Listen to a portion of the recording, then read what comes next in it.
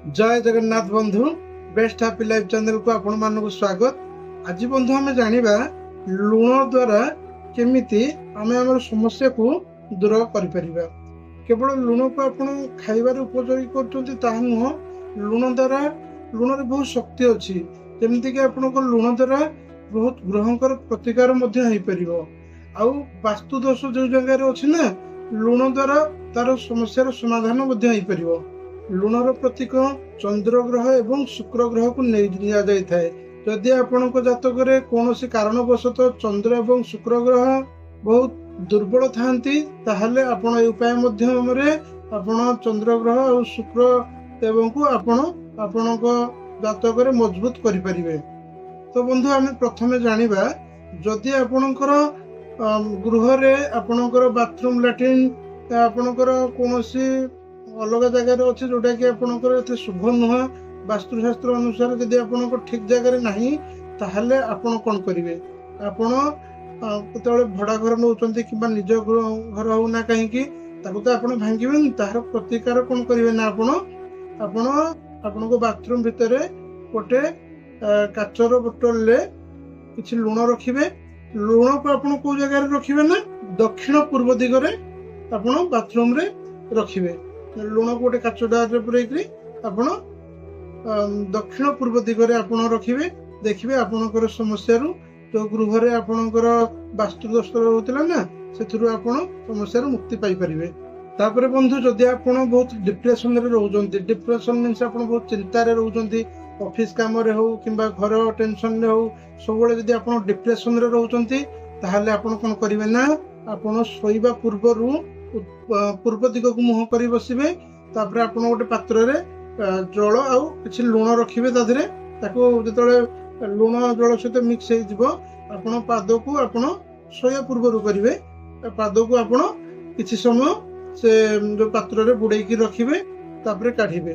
देखिए एमती आपण जति नियमित करूछन ना आपणकर डिप्रेशन आपण चिंतार भी धीरे धीरे आपण मुक्ति हो पारे और आपणक शरीर मध्य सुस्थ रहिबो। तापर बंधु जदि आम देखिबा आपण घर जदि बारंबार कलह सृष्टि होउची, टिके कथा को लेकर बारंबार कलह होउची, घर थिबा प्रत्येक व्यक्ति भीतर मनांतर सृष्टि होउची ना, आपण कोन करिवे ना गोटे हलदिया रंगर कपड़ा किंबा लाल रंगर गोटे रेशम कपड़ा रे आपण किछि गुड़ा लुण रखिबे, जोटा कि आपनकर देसी लुण कहउचंती ताको आपण रखिबे। रखिकि ताको भल भाबरे बांधिकि आपणकर मुख्य द्वार रे ताको बांधिबे। देखिए बांधिया फल ना आपण घर नकारात्मक शक्तिर जो प्रभावटा थिला से आपण मुक्ति हो पारे। ता सहित आपण घर जो कलह लगी रोते ना कलह भी आपण मुक्ति हो पारे। जो घर टिके कथा बड़ हो जाए, बारंबार झगड़ा हुए, तो जदि आपण घर बाहर आपण ए कपड़े लुण बांधिकी रखुचंती ताहले आपण गृह कलह भी धीरे धीरे समाप्त हो पारे।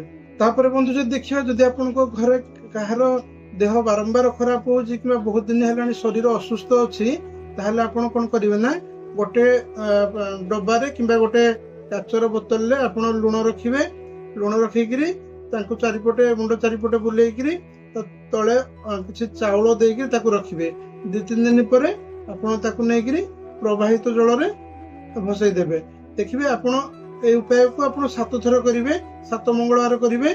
देखिए तार धीरे धीरे ना से जार देह असुस्थ थी धीरे धीरे सुस्थ होगापी लगे। उपाय निश्चित भाव में कर देखु।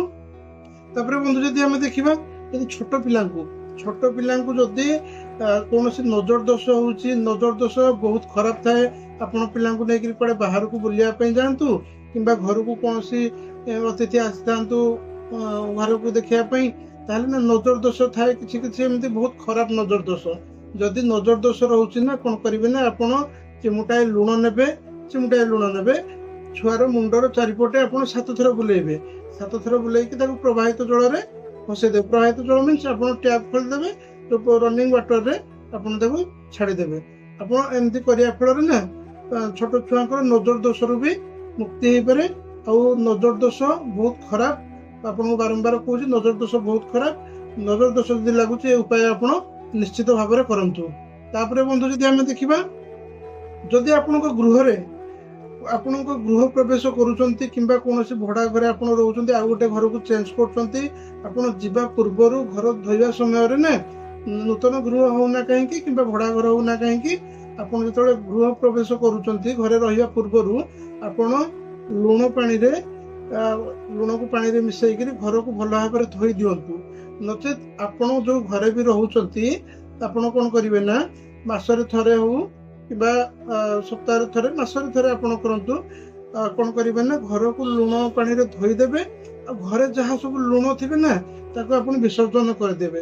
ଯାହାଫଳରେ କି ଆପଣଙ୍କ ଘରୁ ତ ଆପଣଙ୍କର ନକାରାତ୍ମକ ଶକ୍ତିର ପ୍ରଭାବ କମିଯିବ, ତା ସହିତ ଆପଣଙ୍କର କ'ଣ ହବ ନା ଋଣ ଦରିଦ୍ର ଦୁଃଖ ଏସବୁର ଆପଣ ଧୀରେ ଧୀରେ ଉପଶମ ପାଇପାରିବେ।